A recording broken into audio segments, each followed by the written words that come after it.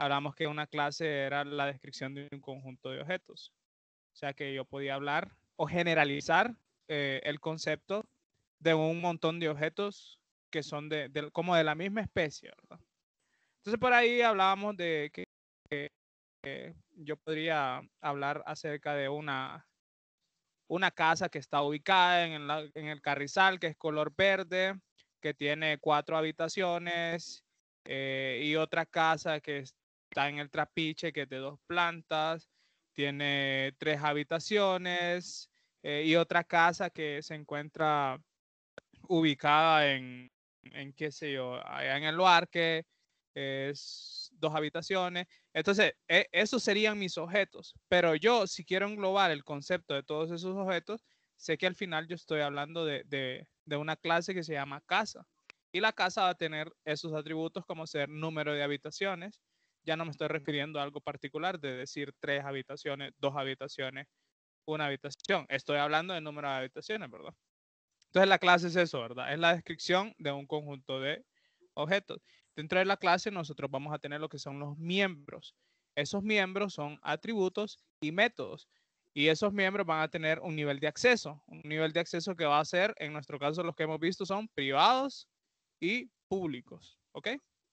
Y vamos a tener por ahí algo muy especial que se llama constructor. Que es una vez que o lo usamos cuando instanciamos un objeto o cuando lo inicializamos, ¿verdad? Bien, acá hay un pequeño ejemplo.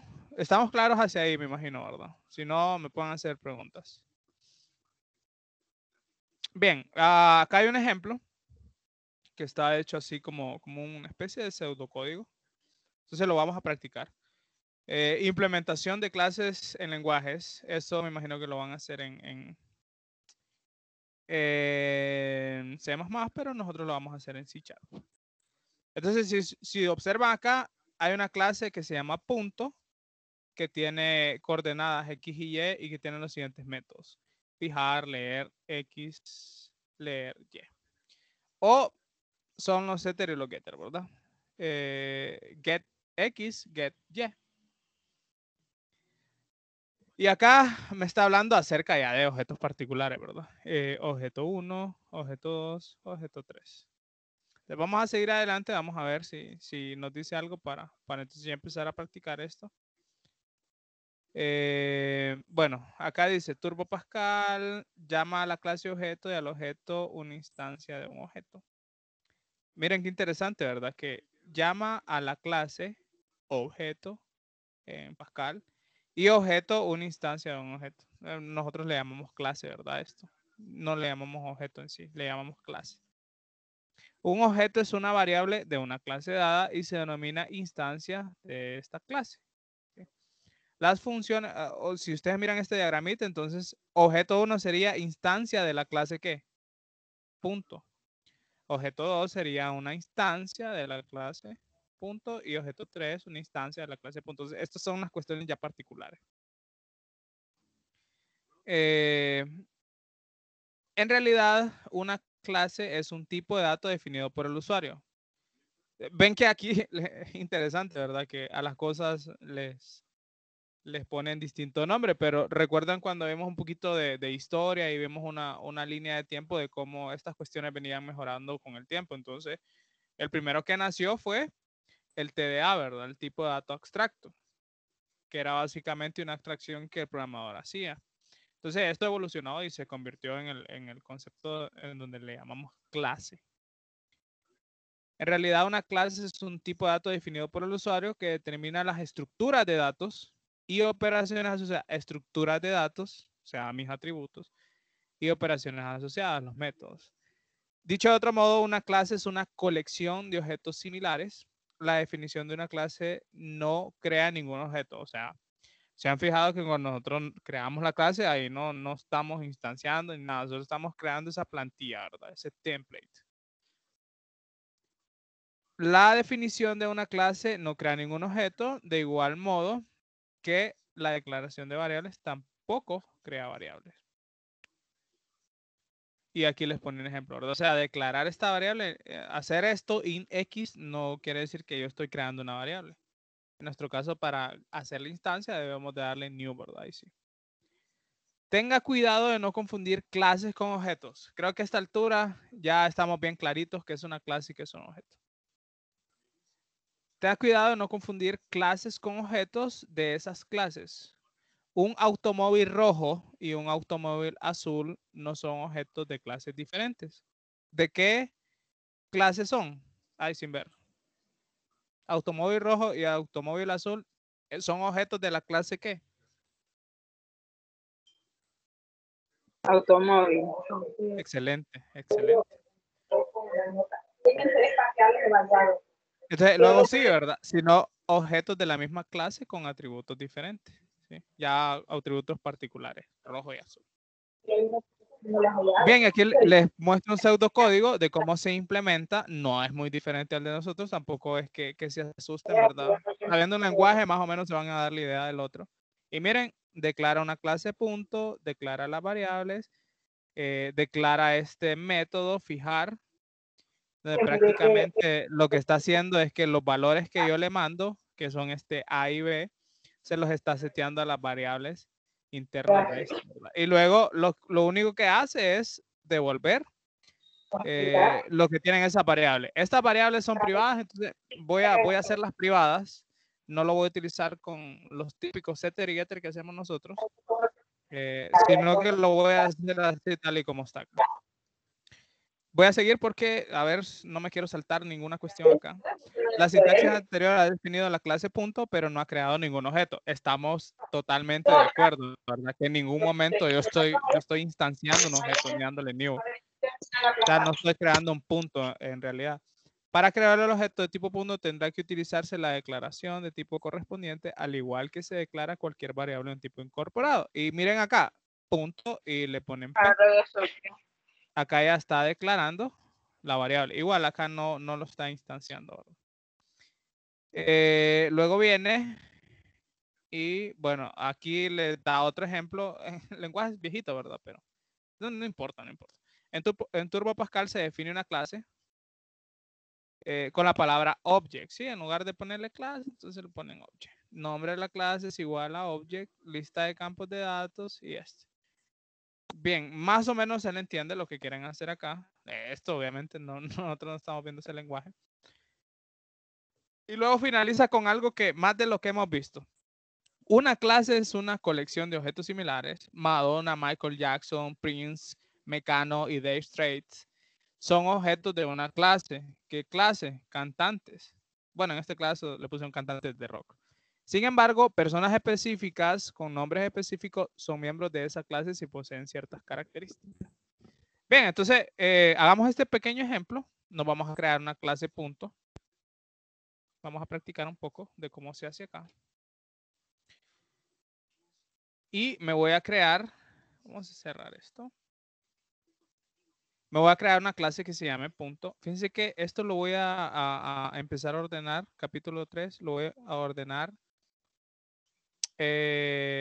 con las secciones. Estamos viendo la sección 3.31, ¿verdad? Vamos a crear una carpeta.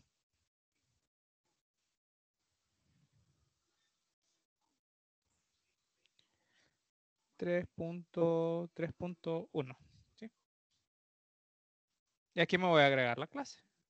No sé si voy a tener ningún problema con esos puntos, pero bueno, lo vamos a averiguar.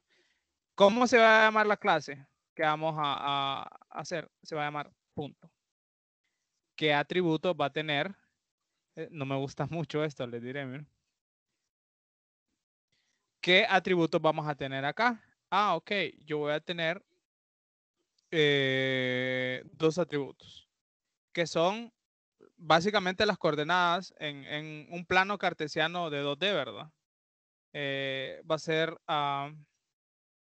X de tipo entero, ¿verdad? Private in Y. ¿Qué es lo que estoy haciendo acá? Le estoy dando private para que estas variables externamente a mí no las estén tocando, no accedan directamente para manipular esos valores, simplemente lo hagan a través de mi de los métodos que yo proponga o las interfaces que yo les diga que son públicas. Bien, entonces me voy a crear un constructor para que cuando alguien me mande o cree una instancia de esto, ya me mande los valores. Entonces, recuerdan cómo son los constructores, ¿verdad? Public, el nombre de la clase, punto. Y vamos a necesitar dos parámetros que me va a dar el usuario cuando instancie la clase. Va a ser un entero que se va a llamar X y un entero que se va a llamar Y. Entonces, se fijan que los nombres de estas variables pueden confundirse porque tienen el mismo nombre, sin embargo, su ámbito es diferente. Entonces, ¿cómo hacemos? Si yo me quiero referir a las que están en esta clase, yo uso la palabra this. X es igual. Exacto, Wilmer. Entonces, cuando digo this X, me estoy refiriendo a esta, ¿verdad? Por defecto, X, así simple, sin nada, tiene preferencia esta X de acá, ¿verdad? This.y va a ser igual a Y. Ese es mi constructor. Ahora bien, si se fijan acá, esta gente, lo que ha hecho es que ha hecho tres métodos: fijar, leer y leer Y. Esto de leer es básicamente que me diga X y que me diga Y. Entonces, eso es simplemente get y set. Entonces vamos a hacer los setter y los getter. Public get X. No recibo ningún parámetro porque lo que quiero leer yo es el valor que tiene X actualmente, ¿verdad?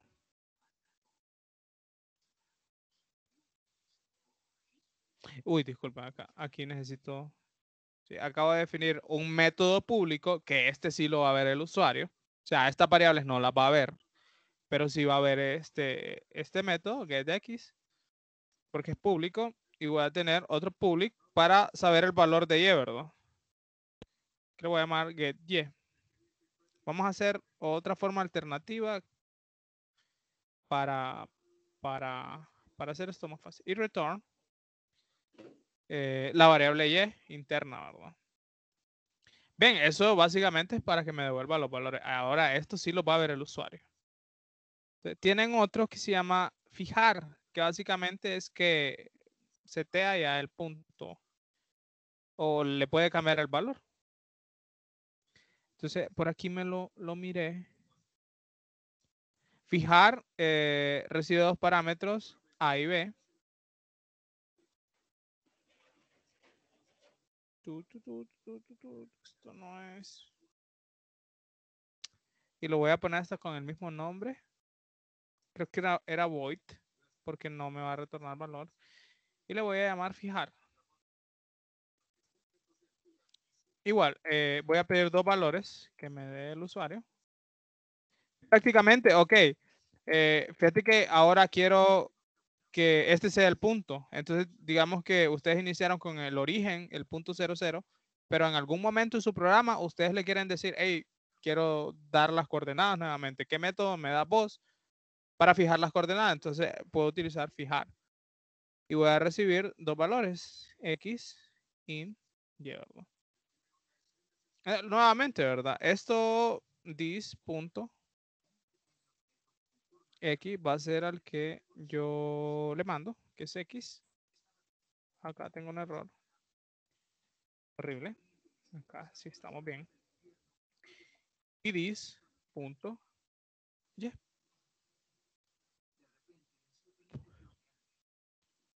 Y estamos bien, ¿verdad? Ahora, pues ya yo puedo utilizar una clase que se llama punto. ¿Sí? Licenciado, Hola. ¿puede volver a explicar, por favor, por qué hizo ¿Cuál? ¿Este de fijar o cuál? ¿O el this? el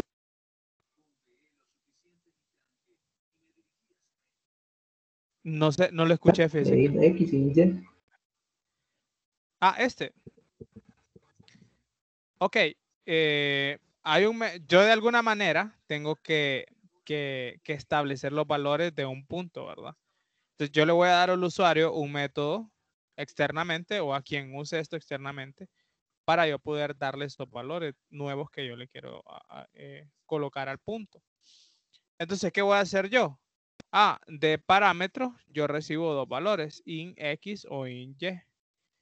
Bueno, acá también ustedes le pueden colocar otro nombre, ¿sí? A y B. Ahí no tendrían que estar colocando ese div, ¿verdad? El div se coloca básicamente para no confundir los nombres de la variable. Y le podrían poner B, A y B. Entonces, el valor de A que recibo va a ser igual, o X es igual al valor de A que recibo de parámetro, y Y es igual al valor de B que me da el usuario también, que recibo parámetros. Estos son parámetros. Pero por conveniencia, ustedes saben que la nomenclatura cuando estamos usando puntos en cualquier geometría siempre se basa en A y B, ¿verdad? En A y B, perdón, en X y Y, en un plano cartesiano. Entonces, por eso se le pone X y Y. Entonces, el problema acá es que X y Y se llaman igual que estos que tengo acá, que son privados. Entonces, para eso, para no confundirlos y saber cuál setear con quién, entonces yo utilizo this. Cuando yo utilizo this, me estoy refiriendo a los métodos internos de la clase o a los atributos internos de la clase. Entonces, this me refiero a los miembros, ya sean atributos o métodos de esa clase. Entonces, yo por eso, this x va a ser igual al x que me está mandando que es este x, ¿verdad? Que me está mandando de parámetro. Y this.y va a ser igual a parámetro que me está mandando el usuario. Bien, entonces ya estamos bien con la clase punto. Entonces ahora nosotros la podríamos utilizar. Acá pues teníamos esto del coche. Vamos a borrar lo estamos borrando mucho. No me agrada mucho esto, pero todo sea para explicar esto. Bien, entonces ahora ya tengo una clase punto que podría utilizar yo en algún programa de geometría. Entonces yo lo único que tengo que llamar a un punto, ¿sí? Y decir a este objeto punto 1 va a ser igual a new punto. Y recuerdan que nosotros creamos un constructor en donde tenemos que darle los valores, ¿verdad?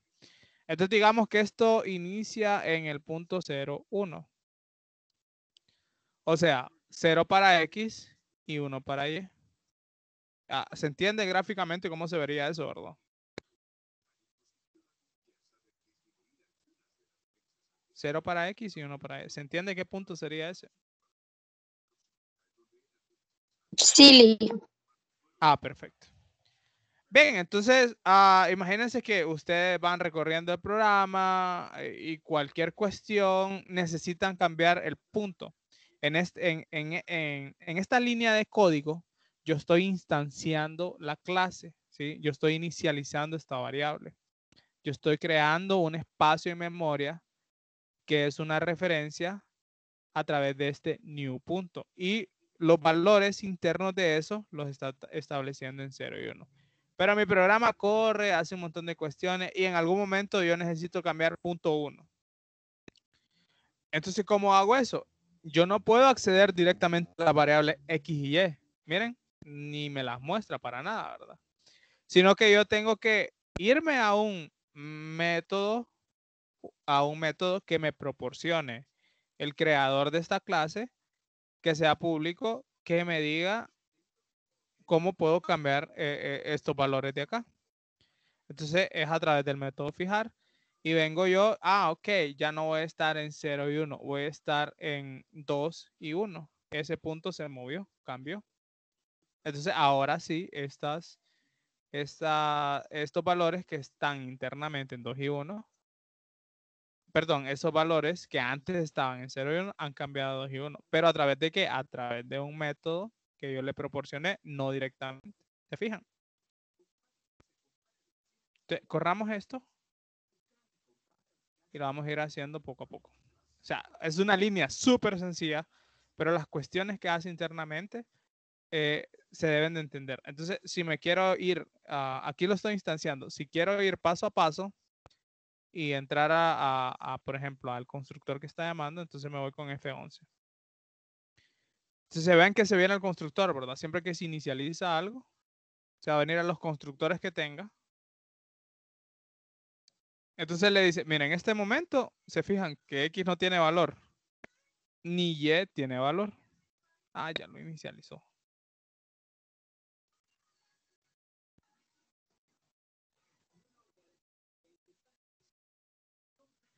Ya lo inicializó. Tenía que ser antes. Bueno. Entonces ahora sí, miren, 0 y este tiene 1, que fueron los valores que le mandé de parámetro acá, ¿verdad? 0 y 1. Bien, check. Ok. Vengo yo y necesito cambiar esos valores. Entonces me voy a fijar. Y acá, pues, va a cambiar esos valores.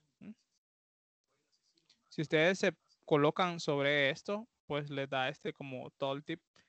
Entonces ustedes pueden ver todas las propiedades que tiene ese miembro. Miren, ya los cambió de 2 a 1. Estaban en 0 y 1 y ahora sí ya los cambio de 2 a 1. Ahora, ¿qué pasa si yo quiero saber los valores de X y los valores de Y? Entonces yo tengo que utilizar los setter y los getter, ¿verdad? Punto get X y punto get Y. Con eso es que yo accedo a saber qué valores tienen esas variables internas de punto. Que ahí va mucho, ahí en esta sencilla clase va encapsulamiento también, ¿verdad? Que es que yo protejo la forma en cómo se manejan mis datos internamente. Tal vez acá, porque es súper sencillo, que es return y solamente un seteo, no se mira el poder de la encapsulación por el hecho de que es algo súper sencillo, ¿verdad? Sí. Pero hay cuestiones que nosotros muchas veces tenemos que hacer que son más complejas. Bien, eso básicamente es el ejemplito que tienen acá, hecho en C#.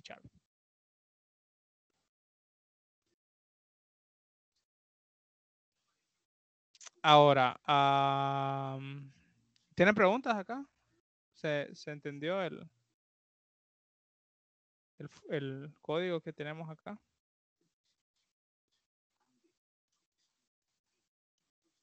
Esta es la clase con sus miembros.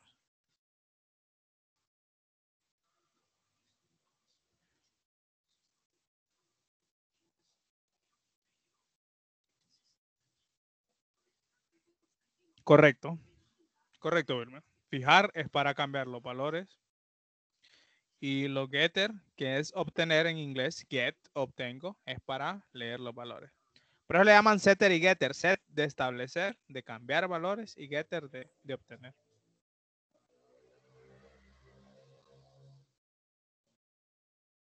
Bien, movámonos. Sigamos. Sección 3.4.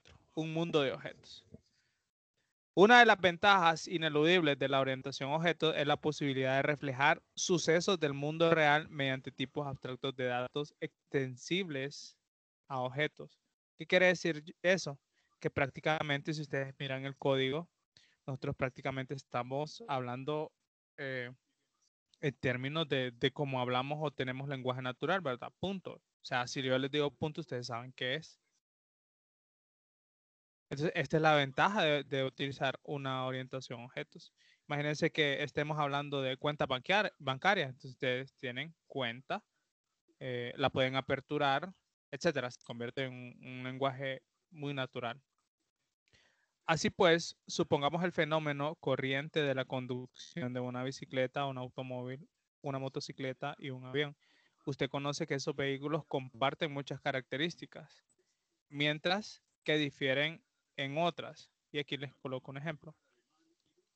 por ejemplo, cualquier vehículo puede ser conducido. O sea, todos esos tres, motocicleta, automóvil, bicicleta y el avión, se conducen, ¿verdad? O sea, eso es algo en común, eso es un método que ellos tienen en común. Y a su vez, todos son vehículos. Aunque los mecanismos de conducción difieren unos a otros.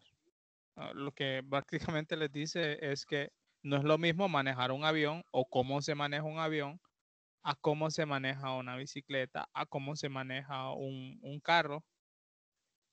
Los mecanismos o el método que vamos a tener para decir manejar en todos los tres tipos de automóviles van a ser diferentes porque su mecanismo es diferente. En esta consideración, enfrentados con un nuevo tipo de vehículo, por ejemplo, una nave espacial, se puede suponer que existe en algún medio para conducirla. Se puede decir que vehículo es un tipo base y nave espacial es un tipo derivado de ella. Y esto los está introduciendo un poquito a lo que es la herencia.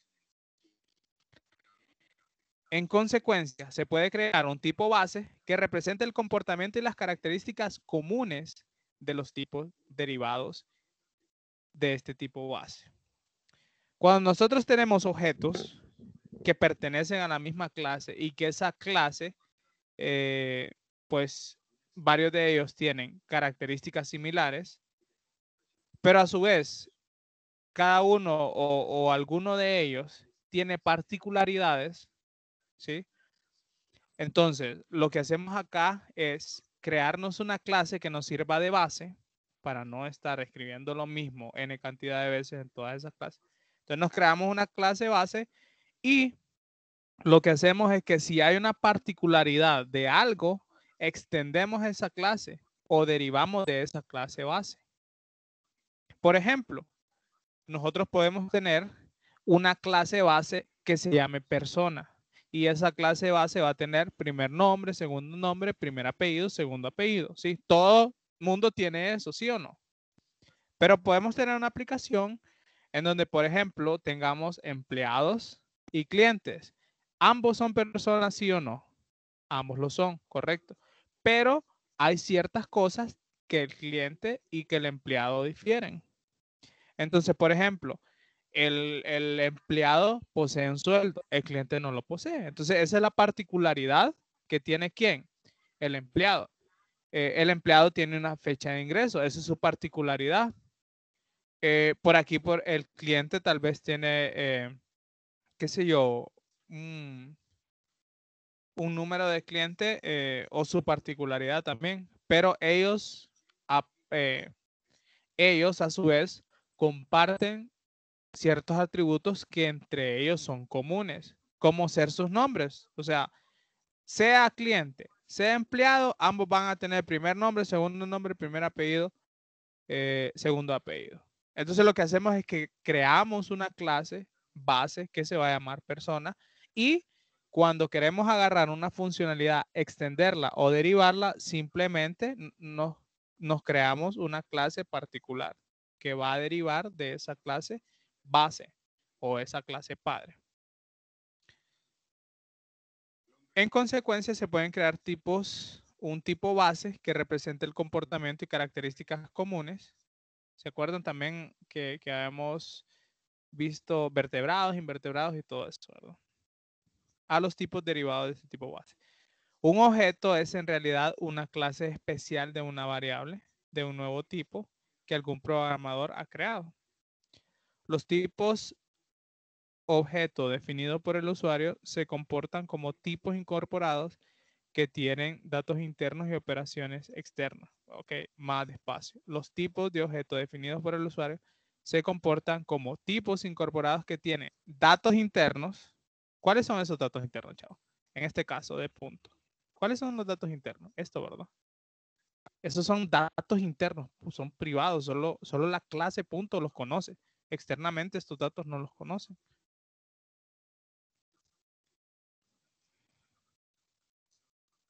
Ay, me perdí en la lectura.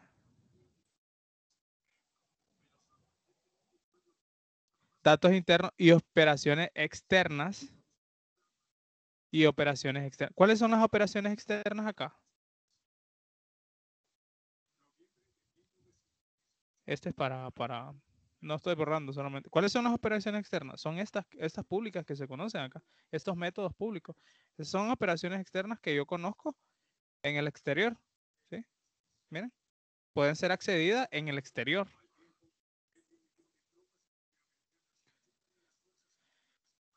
Por ejemplo, bueno, aquí pusieron un ejemplo bien complejo. Un número en coma flotante tiene un exponente, mantisa y bit de signo, y conoce cómo sumarse y asimismo con otro número de coma flotante. Los tipos de objetos definidos por el usuario contienen datos definidos por el usuario, características y operaciones, comportamiento.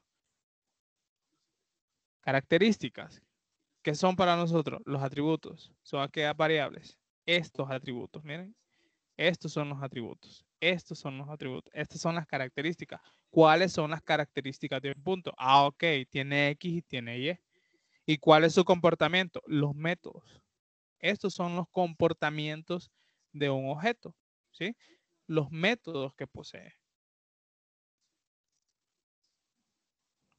Solo esas dos cuestiones tiene un objeto. Características y comportamiento. Si nosotros hablamos así en la naturaleza, ustedes van a ver lo mismo. Nosotros solo tenemos características y tenemos comportamiento. Así podemos describir las cosas en realidad. ¿Qué características tiene un alumno? Edad, fecha de nacimiento, fecha de ingreso, nombre. ¿Qué comportamientos tiene el alumno?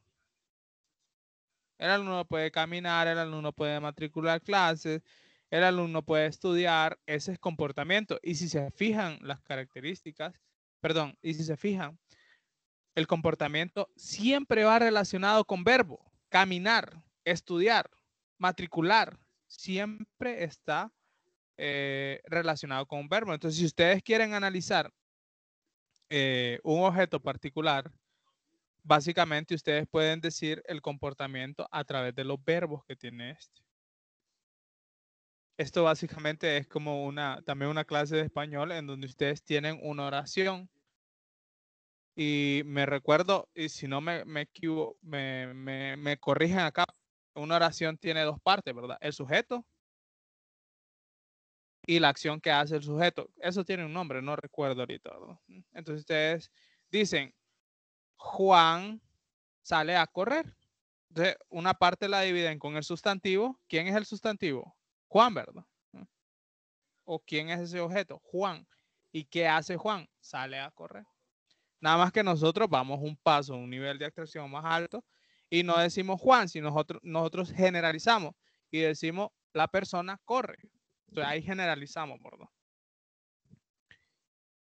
Ok, no sé si con eso de la oración hice algún pecado gramatical o algo, pero me disculpo. Espero la idea si la hayan captado.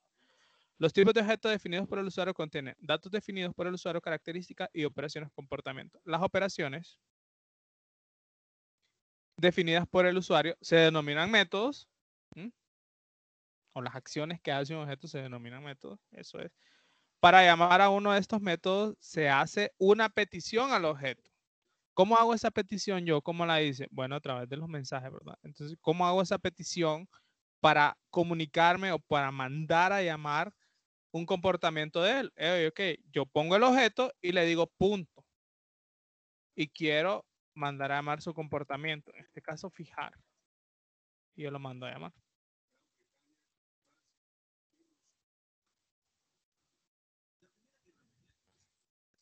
¿Por dónde iba?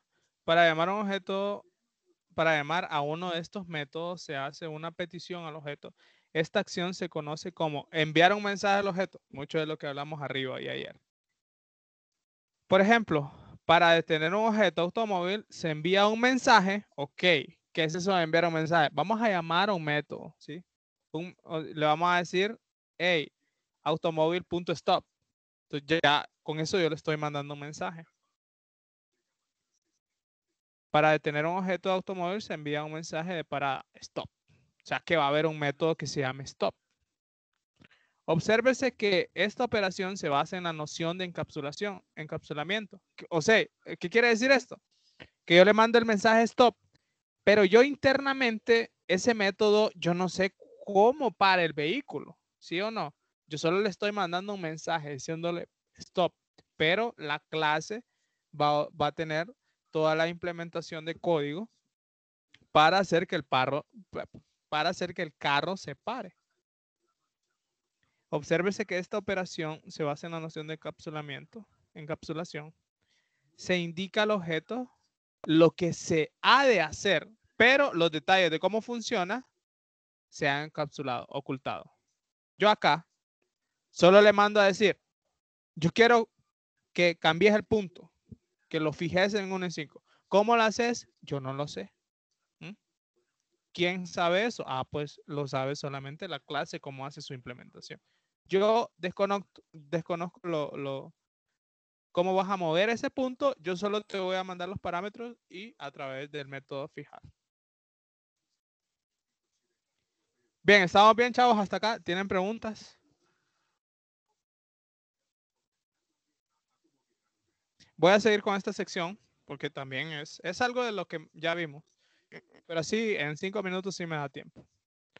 Un objeto, desde el punto de vista formal, se debería hablar de clase. Entonces, acá, miren, a través del tiempo se han ido confundiendo estos dos términos, pero nosotros ya sabemos la diferencia entre los dos, que es clase y que es objeto. Como ya se ha comentado, es una abstracción de cosas, entidades del mundo real, tales que todas las cosas del mundo real dentro de un conjunto, denominados instancias, tienen las mismas características. Todas las instancias siguen las mismas reglas. Cada objeto consta de un estado, que son los atributos, y operaciones o comportamientos, métodos invocados por el mensaje. Desde el punto de vista informático, o sea, desde el punto de vista de nosotros, los objetos son TDA, tipos de datos abstractos, tipos que encapsulan datos y funciones que operan sobre esos datos. Tipos de datos que encapsulan datos y operan sobre esos datos. Algunos ejemplos de tipos de objetos son un número racional, el estado, el valor actual, las operaciones, sumar, multiplicar, asignar. Un vehículo, ¿cuál es el estado? Velocidad, posición, precio. ¿Cuáles son las operaciones? Acelerar, frenar, parar. Conjunto, estado, elementos, operaciones, añadir, quitar, visualizar. Cuando hablan de conjunto, chavos, están hablando como de una lista, ¿verdad? Así lo digo de manera muy informal, pero como una lista de algo. Entonces, si ustedes tienen una lista de alumnos, en esa lista ustedes pueden quitar alumnos, añadir alumnos, borrar la lista, etcétera. Entonces, ya de manera general, cuando hablamos de un conjunto, de una colección, estamos hablando de un conjunto de objetos en general, en matemática. ¿Y cuáles son las operaciones de eso? Ah, yo puedo añadir, quitar, visualizar. A eso se refiere con este término de conjunto. Avión. ¿Cuáles son los estados o cuáles son los atributos de un avión? El nombre del fabricante, el modelo que tiene ese avión, la matrícula, el número de pasajeros. ¿Cuáles son las operaciones? Bueno, ¿qué hace un avión? Un avión despega, un avión planea, un avión aterriza, un avión apaga un motor, un avión enciende un motor, un avión vira, gira a la derecha, gira a la izquierda, abre los alerones. Esas son las acciones que hace un avión, ¿verdad? ¿Sí? Entonces, ¿cuáles vamos a poner nosotros? Pues las que nos interesen realmente. Bien, entonces aquí nos quedamos. Uy, este tema que viene a continuación es súper importante, ¿verdad? Identificación de objetos. La verdad que esto también yo lo utilizo en otra clase porque sí da una guía de cómo aprender a identificar objetos. Es muy interesante.